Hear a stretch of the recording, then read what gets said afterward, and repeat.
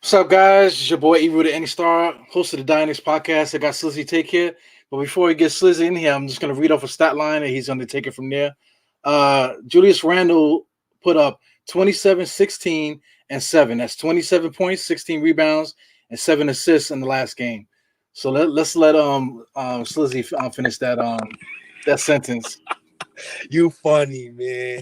But what I basically said off live was I love being wrong about the Knicks. And Randall has proven me, he's proven me so wrong that it's getting to a point where I feel stupid. I feel so stupid for slandering this man. And I'm glad you hit me up today so we could dedicate a pod just for Julius Randle. I feel like he deserves it. Especially for people like me who wanted his ass gone. Let's be real. I wanted him gone. I didn't care about what we got for him. I think the worst trade that I've ever said to you, Ebro, for Julius Randle, and I still remember this trade. It's like stuck in my brain. Like this trade is stuck in my brain. Marvin Bagley and Buddy Hield for Julius Randle. Oh my God. Yeah, it's not bad, man, because like I agree with you. You know what I'm saying? That's how crazy it was at that point in time. Everybody wanted Randall out of here. Yeah. So Randall got me, brother. Making me eat crow, and I respect it, bro. Like this dude is, he's shooting. He's made 54 catch and shoot threes, right? On those 54 catch and shoot threes, Randall is shooting 50% plus. So it's about 53% that he's shooting on catch and shoot threes. Compared to last season, it's like, bro, I don't even know what to say no more. I don't know what to say no more, man. Respect the kid, man. Look at him, number 30. He's wearing Bernard King's number. Mm-hmm. You know, I didn't like that at first, man, because I feel like the number 30 should be in the rafters, or at least more prominent within the organization, man. But he's rocking 30, and he's doing a good service, man. Yeah. But you gotta finish that stat line, man. 27.16 rebounds and 7 assists. Who was the last person to do that? Bob McAdoo, and that was in the 70s. So that was before I was born. Yeah, that's what makes it even more impressive. Like, and the one thing that people missed, and one of the main reasons why I disliked Randall last season, because he didn't make RJ better. And I felt like when he came here, he didn't allow RJ to flourish. But this season, since January 1st, RJ Barrett has been, assisted on 48% of his 3-point makes. And 48% of those 3-point makes is coming from assists from Julius Randle. So Randle is making people better around him, on top of the fact that he's playing respectable defense, on top of the fact he's never hurt. Never, ever hurt. He comes to work. And I gotta respect that about Randle, man. I gotta respect that. Yeah, shout out to his last game. The last game where what did we play last? We played Detroit, and then we played before that was the Spurs. Against the Spurs, he looked like he was done. He looked like he was hurt. His body looked swole up, like he might have been dehydrated or something, and he just looked tired. He had like one of his worst games of the year. But I mean, the guy plays a lot of minutes. He's high usage. He's basically our point guard. When he comes down on a fast break, he's not necessarily looking to score. He's looking to facilitate for the guys out there, man. So he's doing a lot. He's doing everything out there. And what I loved about Julius Randle the most, I felt like his article on the Athletic for the Players Tribune, I think after reading that article, it really made me appreciate Julius Randle even more, because I like when people own up to when they're wrong. Like, just like how I'm wrong with Randle, he basically said himself in that article. I wasn't the leader that I wanted to be, right? I didn't produce the way I wanted to. And he also said, when I came to New York, I put too much pressure on myself. And Ebro, I think that's what it was last season, bro. I think I think he wanted to live up to the contract so bad that he had lost sight of the main goal. And, you know, he owned up to it. So I appreciate Randle for that. Appreciate him for that, man. Yeah, I get it, man. Because I mean, he did average before he got here. He averaged 21, 8, and 3. Because I remember I kept drilling that to you, man. 28, 21, 8 and 3, 21, 8 and 3. Anybody that would listen, I was saying that, on the show. But he just knew that he could do that. He knew that he was that type of player. But when he came to the Knicks, like he said, he admitted that maybe he might have been too full of himself. Maybe he thought too highly of his skills. And like he said it in the article that he just didn't really think about what it was like to be the number one guy. The guy with the ball is always going to him, and he's the focal point. The defenses are coming at him and how to attack it. All this other stuff. And plus, he had an asshole like Fizdale that was the coach that wasn't preparing him for nothing. You know what I'm saying? He just got him out there. Go ahead, be LeBron James. He's like, oh shit, how? But the coach is supposed to tell you that. The coaching staff is supposed to prepare you. You know what I'm saying? So he's in a situation now where, he has a real coaching staff and all that. So everything just came into just made it beautiful, man. And he gave credit to everybody too, which is good. He's not just like a selfish guy. Yeah, and it's two things, right? One of the paragraphs that I love, he writes, I've been painting the picture of it to these guys all year. Just the other day, I was talking about it with Obi and them. I'm gonna stop right there. To fans who get annoyed with Obi Toppin's minutes, you gotta relax. After reading this article, you gotta relax. I understand that Obi Toppin is 22, and I understand that he's about to be 23 years old. But at the end of the day, he's still getting minutes, and knowing Tibbs is going to give the young kid minutes. A lot of people ain't impressed with his box scores. I don't give a damn about his box scores numbers, Eru, to be honest with you. All I care about is him playing productive basketball. And productive basketball means we're playing meaningful basketball, which means over 500 basketball, which means we're playing for a playoff spot. And I think that's very important. And, Randle, he finishes off the paragraph with, maybe even there's crowds by then, and we could get the garden popping. Y'all don't even know. There's not another fan base in the league that can match what these Knicks fans will give us if we're taking care of our business. Absolutely correct. We some gangsters, man. We know our basketball. We talk a lot of shit. We say a lot of crazy stuff, man. But Knicks fans really know their basketball. But just to piggyback of what you're saying, what we're just saying in general, just what he was saying about how just learning how to be the number one guy and this type of thing. He didn't have nobody to help him. He was just like he just dove into the water and he was trying to figure out himself. But the people that are upset about Obi, you got to realize that Obi is learning this lesson through Tibbs, and now he has a big brother in Randle.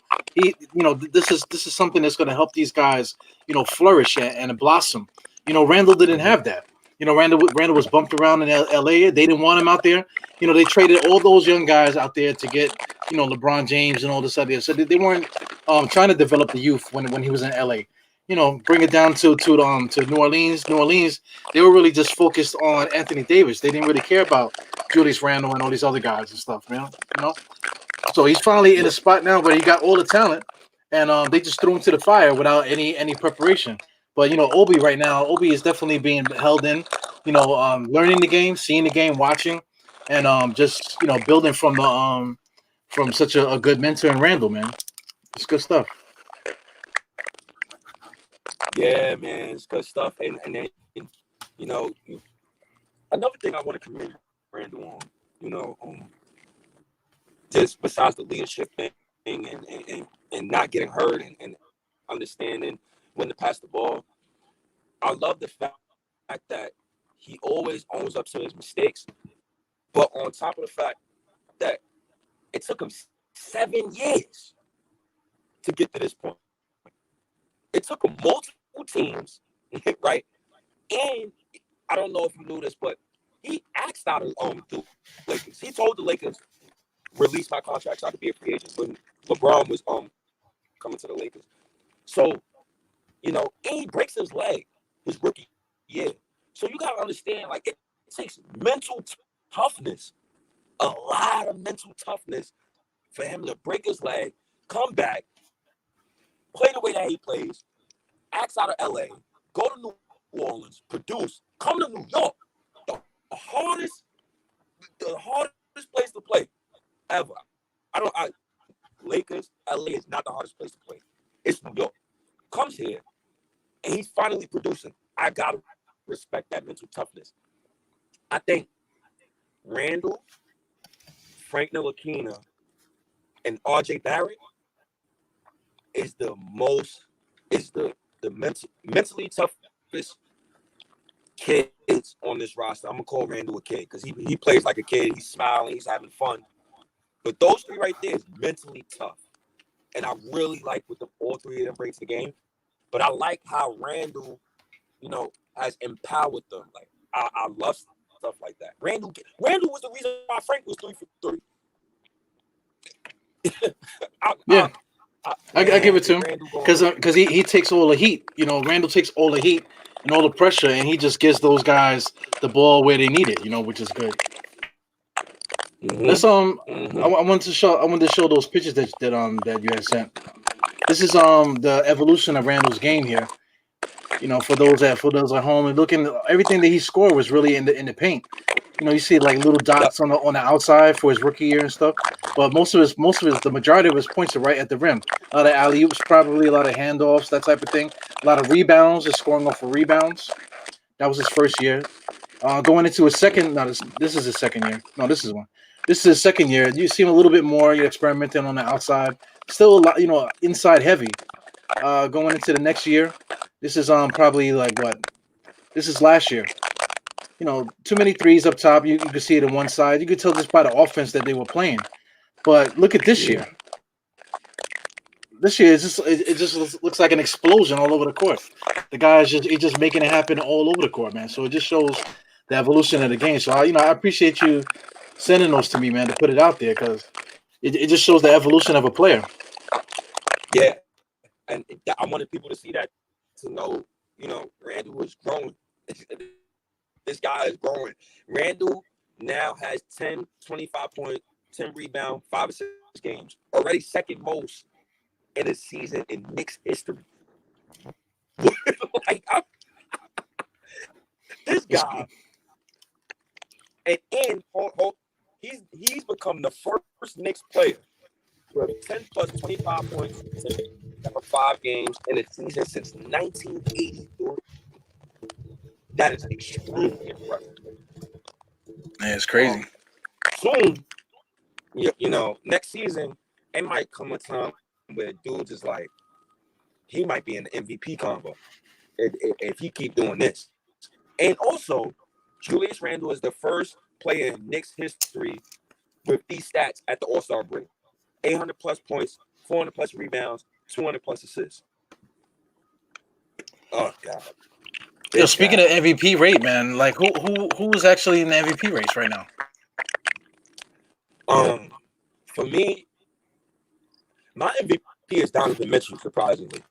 I always give the MVP to the best player on the best team. Donovan Mitchell's on the best team right now. He's the best player on that team, so I'm gonna give it to Donovan Mitchell.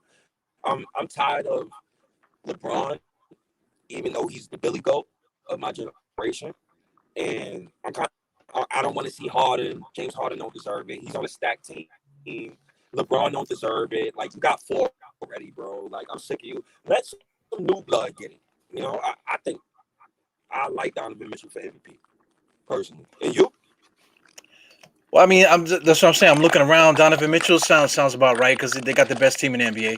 But I mean, you look at Embiid and with the 76ers.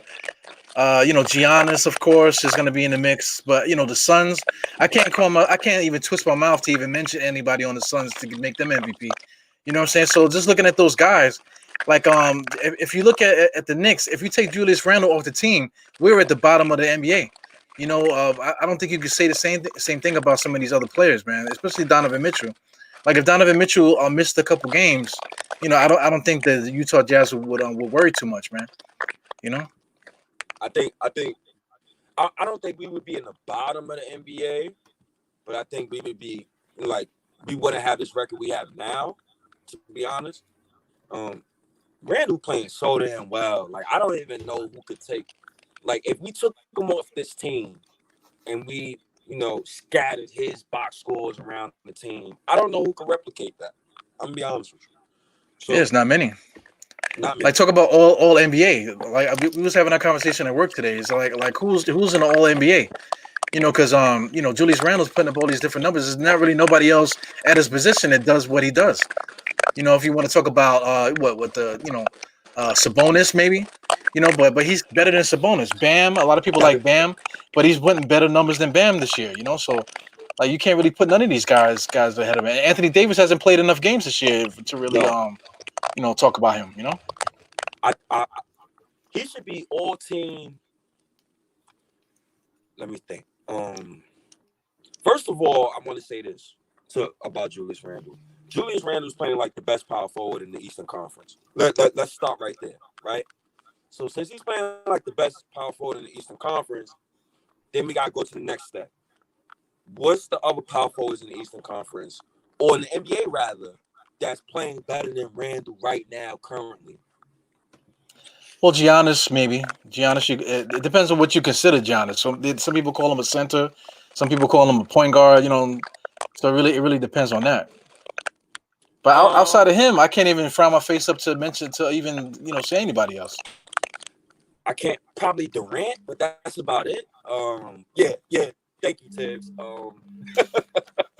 I don't know, man. Probably Durant. Sheesh. Nobody. I think Randle should get an all-team second NBA and all-team second NBA. Yeah, second NBA. I think that's good. Yeah, go ahead. And you know what else? Did you listen to Tom Thibodeau? I don't know if you did or any Knicks fans who's listening to this. I want y'all all to go listen to Tom Thibodeau's interview last night after the game. And what I loved about Tom, when they asked him about Randle, Tom lit up. Tom got he got the Batman penguin smile. He look at you, he smirked, and but he gave a whole speech about how Randle has been playing well, and you learn a lot about a guy when you're around him.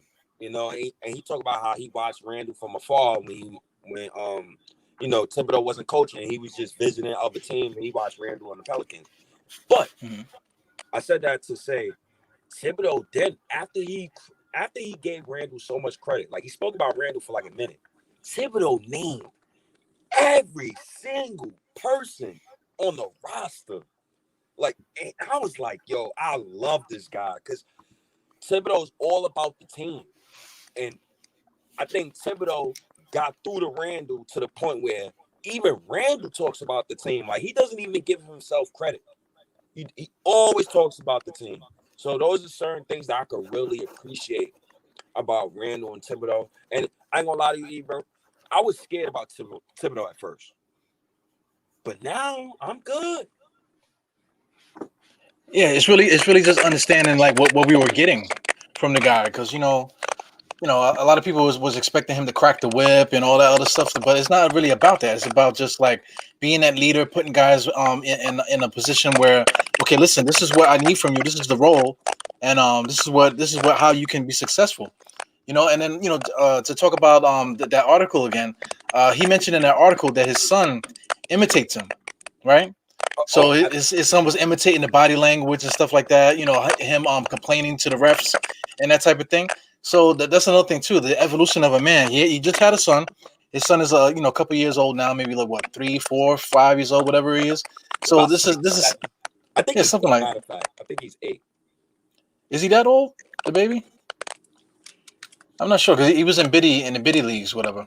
But just for that simple fact that just the maturity for that, he knows he has somebody else looking at him. He mentioned his son is looking at him, but he said, how are other young people around the world looking at him?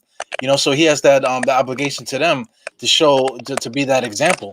So Yeah, so that's very important too, man. When somebody's just not just basketball, just growing up as a human being. A lot of people, like I could tell you a couple stories just from the people that I work with. I work with like hundreds of people. Everybody got all kind of different personalities and stuff. But you can always tell who has kids and who doesn't, or Mhm. who has like responsibilities and who doesn't. Because some people act a little bit more crazier if they don't have kids. But people that do have kids, they tend to be like more guarding really, or just I ain't got time for that bullshit because they literally don't. Like you're not gonna fight a dude at work and lose your job over something stupid because you got kids and stuff. But if you ain't got kids, you're like, yo, what's good? What you want to do? I'll kill all you motherfuckers up in here. You know what I'm saying? And you really mean it because you don't care. So he has like a different sense of understanding. As being a father. I think that's definitely something that comes into play there. Yeah, yeah. I read that part too, and that was a great part of the. I think that was one of my most favorite parts of the article. That part and the part when he talked about Kobe Bryant and Randle. They went to New Orleans, and Randall was like, "Yeah, man, I'm gonna go chill out with some friends and all that." It was either New Orleans or it was LA. It was one of the two cities. And Randall was like, "Yeah, yo, I'm gonna go see my family and friends. I'm gonna go hang out." And Kobe stopped him mid sentence. And R.I.P. to Kobe. I love Kobe, bro. I love him more, even more. I think I appreciate him more even after he passed than when he was here.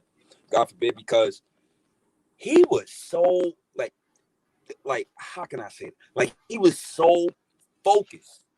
He was so focused, and he stopped Randall in the middle of the sentence, and he said, "Yo, we going to the gym. You ain't going out tonight." and Randall said, "Okay, when Kobe tell you to go to the gym, you don't question it. You go to the gym."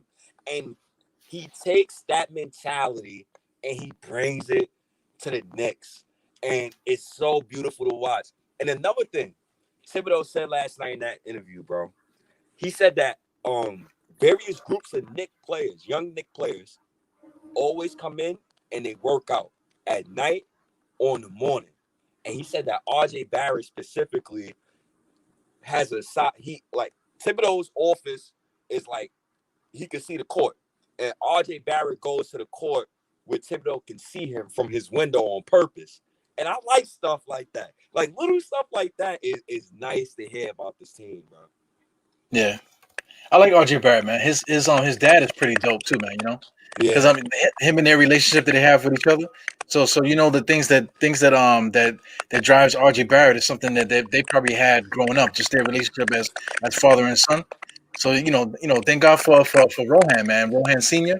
Because I mean, he definitely raised a good kid, man. We got a nice. You mentioned RJ and Frank. I got my issues with Frank and all that, but with all the issues that he has, with his play, it's been 4 years. 4 years is a long grind to be in somebody else's country, trying to facts. figure it out, and you really don't know what's going on. You've been being coached by a bunch of jackasses. Now you finally got a dude that knows what he's talking about and saying, listen, this is what I need you to do. You're not going to play. Sorry, you need to work on your game. This is what we're trying to tell you. Listen to the coaching. We're going to put you in a spot to succeed. Now, look, all of a sudden, Frank can shoot the basketball. It took him 4 years to learn that the ball goes into the basket, not on the side of it. You know what I'm saying? Yo, So, yeah, I'm of so course, the mad at defense. Frank, bro. I'm It took him mad. 4 years, man. It took, and he has the most for somebody his age, he has like the most professional experience. So that's why I always get pissed off at him, man. But I give him his props, man. It took him long enough, but he is here. So I mean, the important thing now is to get the guys around him that makes it just makes him more valuable because the less talent that we have around him, Frank is invaluable. I That's mean, he's facts. not valuable at all. But we get another couple pieces in there. Now you got somebody you could throw in there and could be that Bruce Bowen type of guy. And I said this earlier. Um, I said that the Knicks should re-sign Frank this offseason. They should re-sign Mitch this offseason. Whew. And the world about to hear me say something crazy, but I kind of think they should re-sign Randall this offseason as well. Um, Well, we got his option, so we don't have to worry I, about that. I know, but Sean Mark said that, we can, I think we got a team option, accept the team option, bring him back. And Sean Mark said that Randle can make 4 years, $106 million. 4 years, $106 million.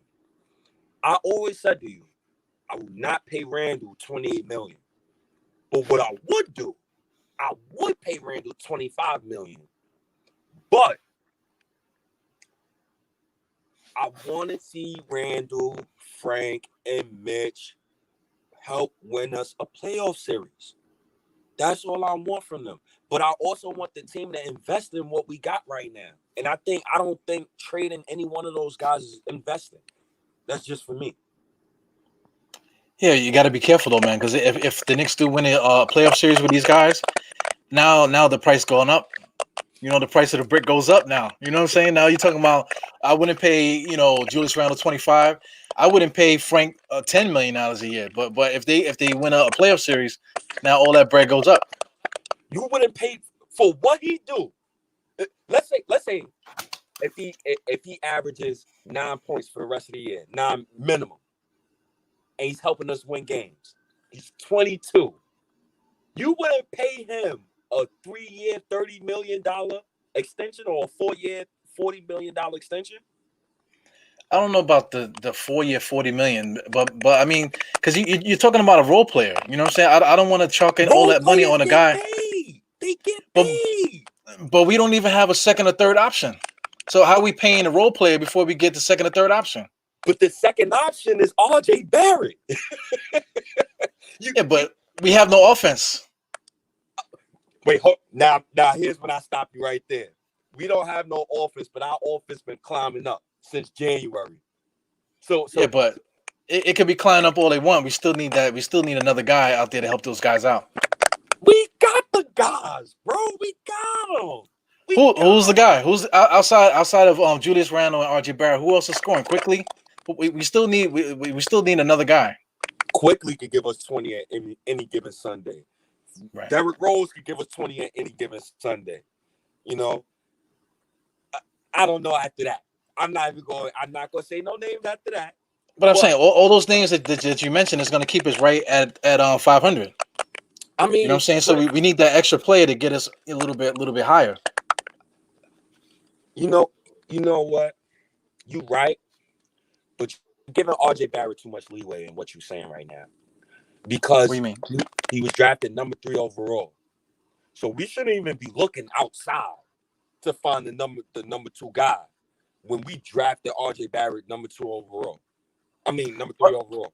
We just need another guy, not a number 2 guy. Because I mean RJ Barrett can next year average 30 points a game next year, but we still need another guy. You know what I'm saying? We can't just have Julius Randle and RJ just scoring all of our points, because then we'll be stuck like a Washington. Just 2 guys doing everything, and then we just got a bunch of bums, doing all the other stuff. Yeah. Damn. If you put it in that terms, we do. I'm just hoping that the Knicks if we could get an upgrade from Bullock and Burks to another wing, Otto Porter. I don't know, bro. Just an upgrade. Harrison Barnes, just something. Then I take it. Something. I don't know. I don't know, bro. We just really need an upgrade at the 3 so bad. I wish Kevin Knox was the guy. He pisses me off a lot, bro. Like wake the hell up, Knox. I don't know when. This season, next season, wake the hell up. Because my God, bro. Shea Gilgeous-Alexander balling. You got Michael Porter Jr. He looked good. Mikal Bridges looked good. Come on, Knox. Come on now. Yeah, that's the level of player that we need. We need somebody like that. I wish Knox was that dude, man. But he's just another guy that's just not ready yet, man. Maybe at some point, but I don't think he's going to be this year. There's a couple guys that's free. Like we talked about it before. What's the guy's name? That's Otto Porter Jr. Mm-hmm. Is that his name? The guy from the Bulls. Yeah. And I heard that he might get bought out.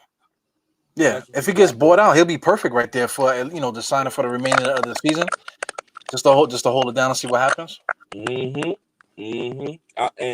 I wouldn't mind a guy like Otto Porter Jr. We gotta buy low on somebody, bro. We gotta buy low on Otto Porter Jr., Mo Bamba. I've been screaming Mo Bamba for weeks. Evan Fournier. No, somebody. We gotta buy low on somebody. Lonzo Ball. If the Pelicans want to just give him up, somebody. Yeah, we just need the extra little thing there. Because I mean, this is an ever evolving thing. Because I mean, we'll get one little piece now, and then in the off season we got the draft picks, and we're just gonna keep adding. We just got to keep adding. That's how we get better. And then the more we add, if we do, keep Frank Ntilikina around, then his value all of a sudden becomes great. You know what I'm saying? Once the pieces around him get good. Frank not for sale, bro. I'm not trading Frank. I'm not trading RJ. I'm close to damn near saying Randle's untradeable. I'm not trading Obi. I'm not trading Mitch. Before you can have RJ, I might give you my parents or my cousins or somebody. You might have to take a bugging with that, RJ Barrett, brother. My future kids is safe. My wife, you probably could take her too. But no, shit. We not. Damn, man. Yeah, I don't got no room in my crib, man, so you can't sleep on my couch. Maybe I'll edit that out once you post it to the thing. but I like this team, bro. Like I like this team. I like what we doing right now. I like the energy. I like the RJ Barrett MVP chance. I like the Randle MVP chance.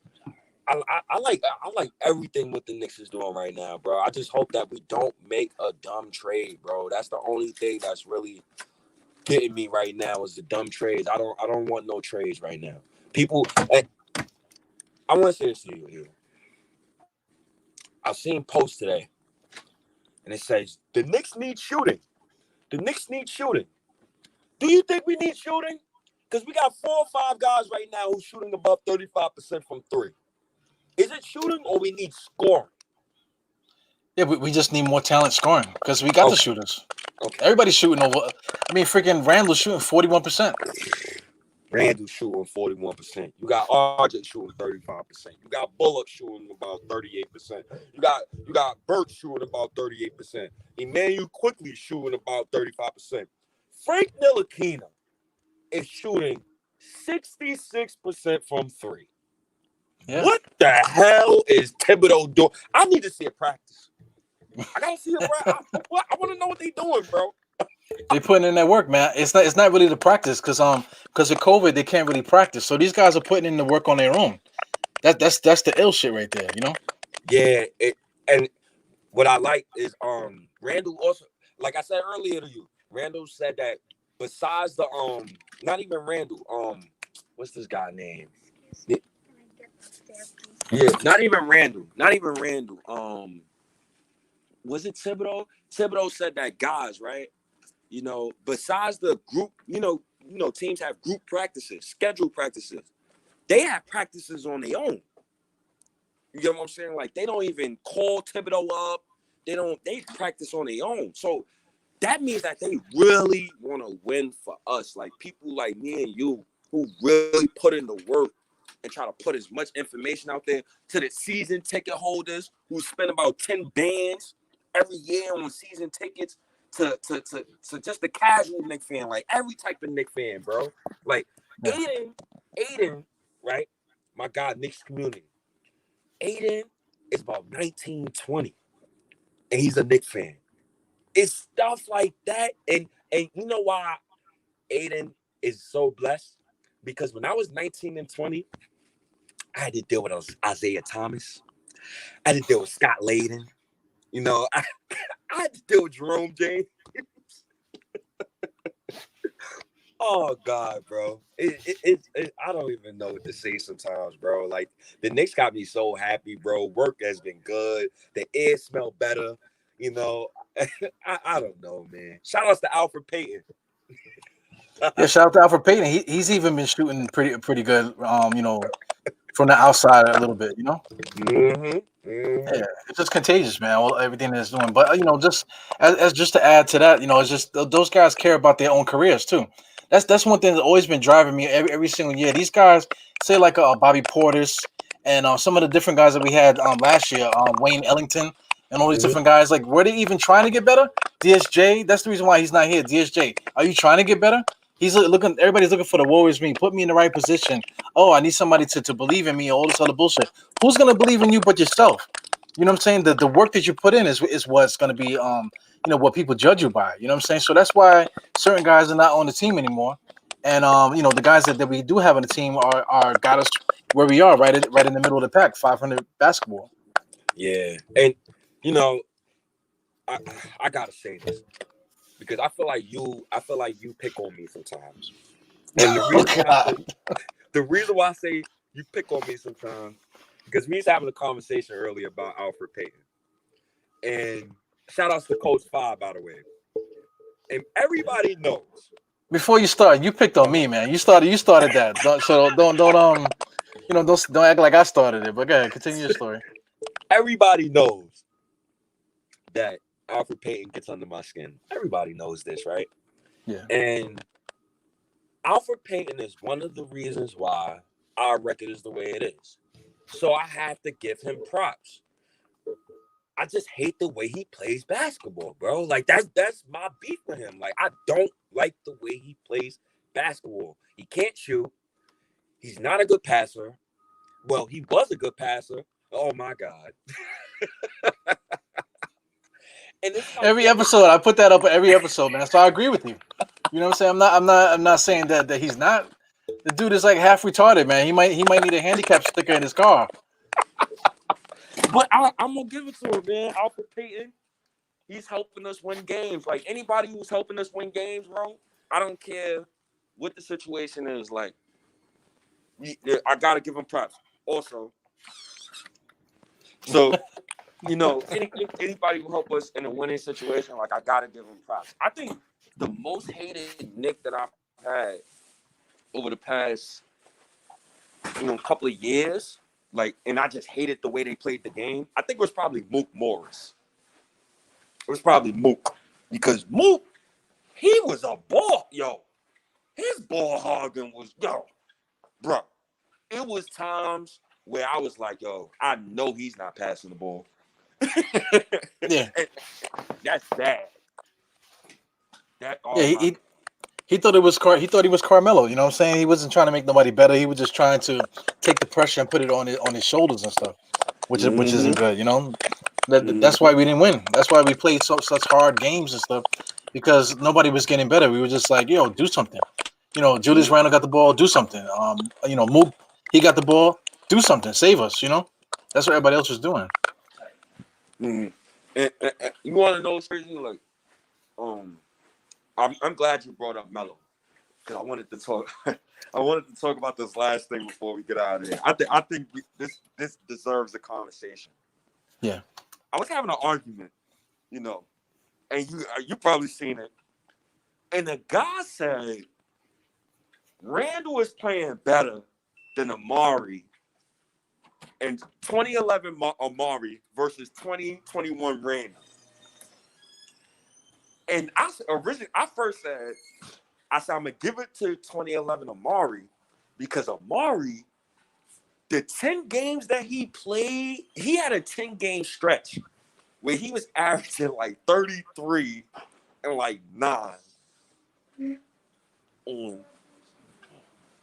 he was averaging like 33 and 9 with like 4 assists. And Randle ain't never had a 10-game span where he averaged 33, 9, and like 2, 3, 4 assists. Oh, yeah, I had to be quiet. I forgot it was still patience in the building.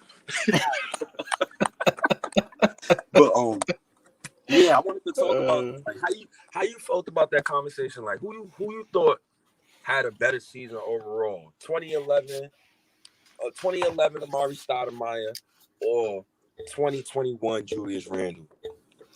Well, first of all, I want to say I didn't see the conversation because I'm trying to get out of that thread, man. That thread is like nonstop, 24 hours a day. Guys are saying stuff in there, man. It's crazy. But it is a good conversation though, because when Amari came, I gotta say this before we continue. Amari was the one that came here first. He's the one that wanted to be here. He signed the money and got here first. Melo came via trade. That's a whole different set of circumstances there. But anyway, Amari was the first one to come here, under his own, will or whatever. So anyway, like when he first got here, he was the MVP candidate. We was already projected to be a playoff team before Melo got here. You know what I'm saying? So, that was a nice little run. He was unstoppable. Excuse me. He had that battle against Blake that time. With the whole Lob City stuff. It was Knicks Lob City versus Clippers Lob City. So, it was that type of little segment of time for the Knicks. So that was good. But it's I don't know, man. If you want to talk about like the engine, it's tough. Like the engine that drives the team. I think you think we got to give it to Julius, man. It's not even the engine part for me, bro. It's the who was more like I feel like Amari was more dominant than Randle because the NBA was tougher. Let's think about it. This is 2011, so you can still put your hands on people, and it wasn't a lot of 3-point shooting. So he wasn't playing with a lot of space on the floor. So that's why I only say that Amari was just more dominant. The NBA was just different. Today's NBA is soft, bro. Like the refs, they are so emotional. Like I need the old school refs back. Like let these dudes play basketball. Like I don't know what they be calling sometimes. Shout out to Emmanuel quickly because he loves the flop, and I hate flopping, but I accept the flopper if he's on my team. But yeah, the NBA rules is just so different that I gotta give it to Amari. And then let me ask you this.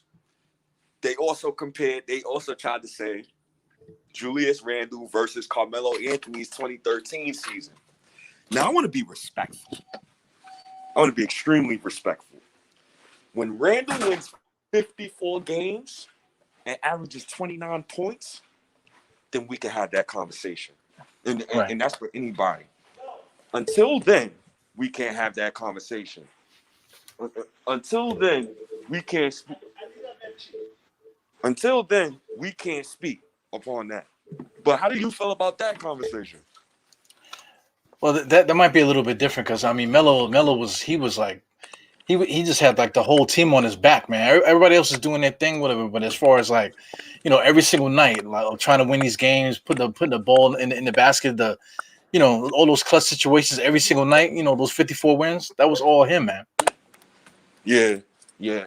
But another thing, think about this, bro.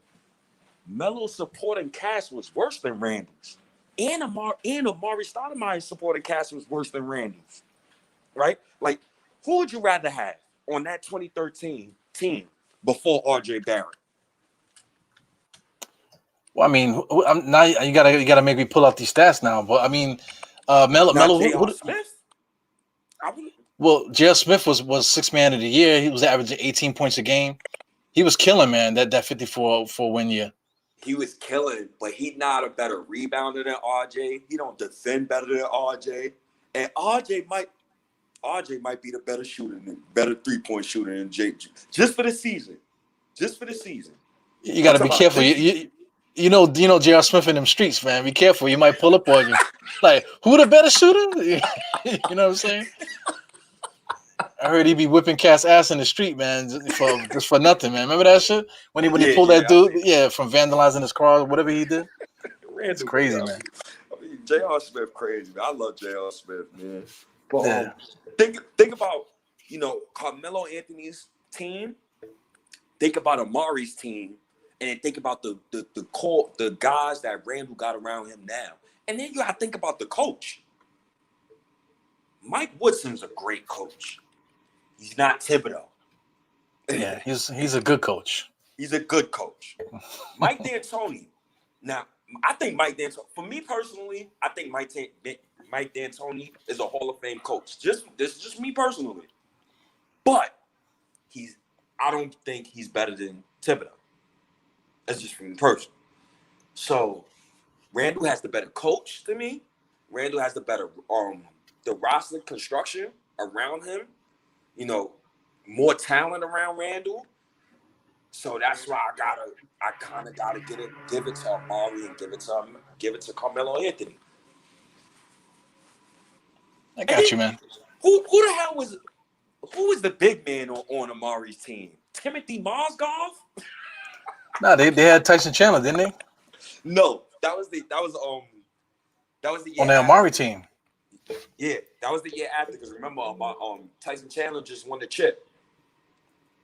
Remember, he won the chip for Dallas Mavericks. Okay, but he wasn't on the team with because that year that Amari was there, we had got Melo too. So these guys weren't on the team. Nah, oh no, Tyson Chandler was He was signed that off season. Well, he was flipped. He was flipped for this guy, Chauncey Billups, I think. Who the hell made that trade? Who made that call, man? I don't know, man. That was one of the diehard.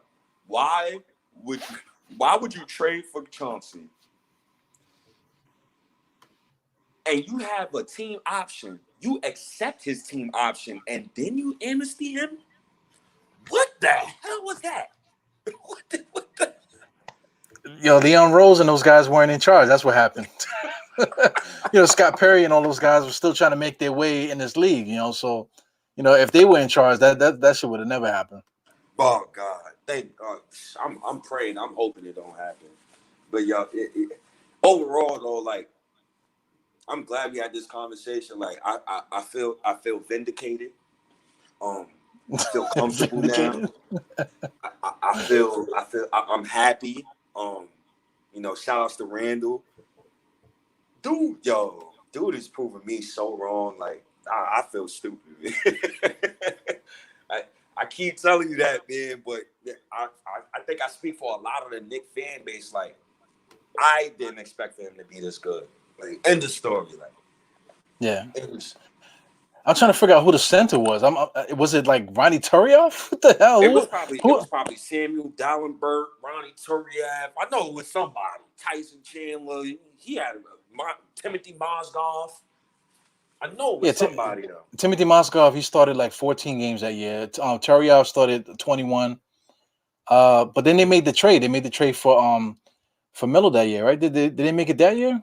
Yeah, they made that trade for Melo that year. So all those guys got traded.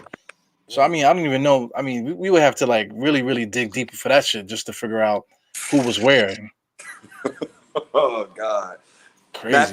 Next time we talk, I'll have that for you. All right, bet. Next time we talk, I'll have that for you. Did we show Randle enough praise before I get out of here? I want to make sure that we got a mutual agreement that State has forgiven Randle for last season and that he was dead wrong. Yeah, I think Randle will give you a hug, man. He will. You know what I'm saying?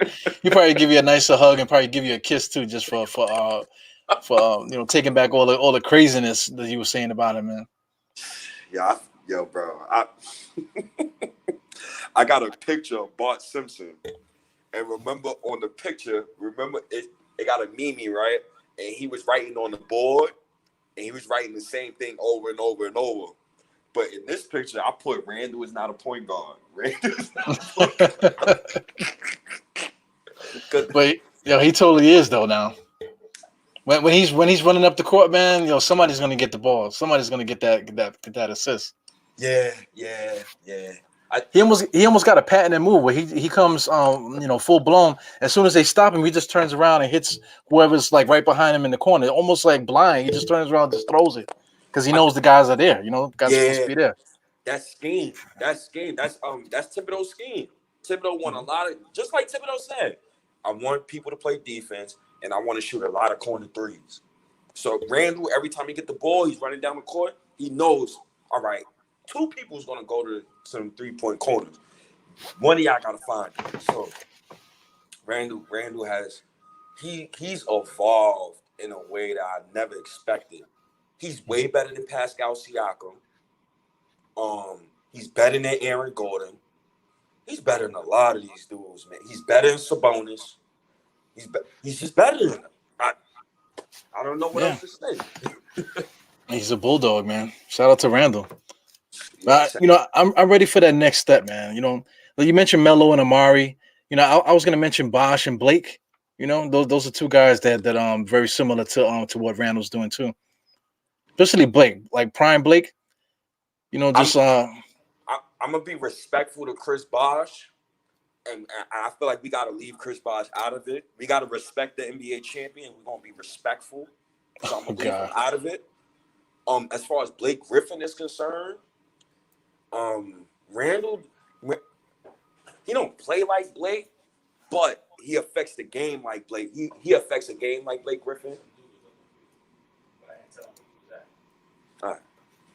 He affects the game like Blake Griffin, but I don't know. I gotta see more. Prime Blake Griffin, like dunk on people, Blake Griffin. I don't know. Well, it's not really about the dunking and stuff. It's just his stats and stuff. He was giving you for most like a big chunk of his career 5 assists a game, 6 assists a game 1 year. You know what I'm saying? So he wasn't doing just nothing but dunks. He was facilitating a lot too, scoring a lot of points. 20 plus per game. Still giving you decent rebounds, but those assists is what jumps out at me. That's why I'm comparing him to Randle. And as far as Bosh too, man, you got to put some respect on his name too, because he's been when he wasn't in Miami, Toronto, he was giving you 22 and 10 every year.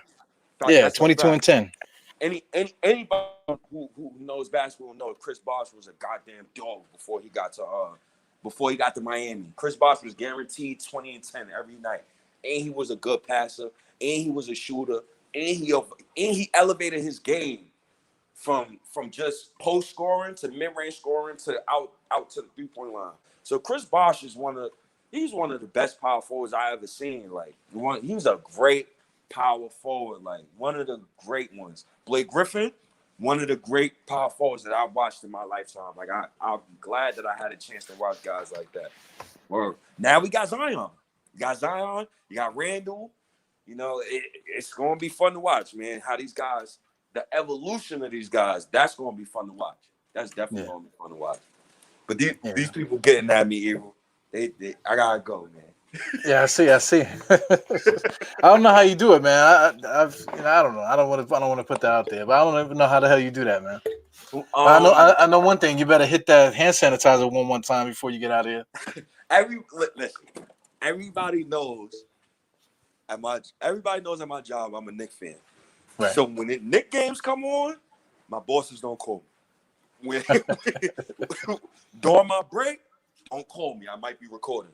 I take this very seriously. I take what I do very seriously, and I put in a lot of work. I read a lot of articles, so I don't want to be bothered when I'm talking Knicks. And just for you, thank you, man. Hey, nothing coming. Oh no, nothing came out of that.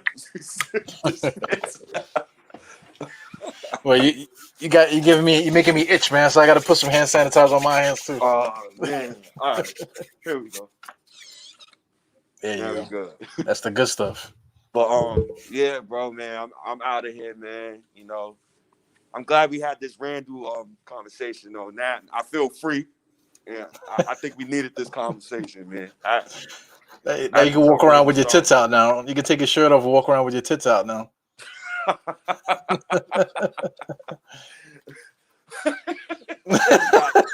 going back to work, man. Knick Nation, I love y'all, man. Diehard, bro. I appreciate you came, man. Yeah, no doubt. I'm out of here, man. Peace. Peace, my brother. Peace, bro. Hey guys, thanks for tuning into the DiehardKnicks Podcast. You got Slizzy here with us from State of the New York Knicks Podcast. You can catch him on audio podcast. He's on every single audio platform out there. So anyway, continue to support. We need some feedback too, man. If you guys like what you hear with me and Sliz, let us know. We got to get Sliz some headphones, man, because the headphones is kind of causing a little disruption and stuff. But before we get out of here, of course, Manscaped, go to manscaped.com, put in DiehardKnicks20 for the promo code where you can get 20% off and free shipping. Also, nativehempcompany.com. You can put in promo code DiehardKnicks and you get a discount for them as well. So we got Manscaped with DiehardKnicks20 and Native Hemp Company, just straight diehard. So anyway, it's your boy Ebru. Catch you guys in the next one, man. There's definitely going to be more because we got the All-Star game coming up, and just look out for more guests on DiehardKnicks, man. So thanks for supporting. Don't forget to subscribe and hit the thumbs up. All right, peace, guys.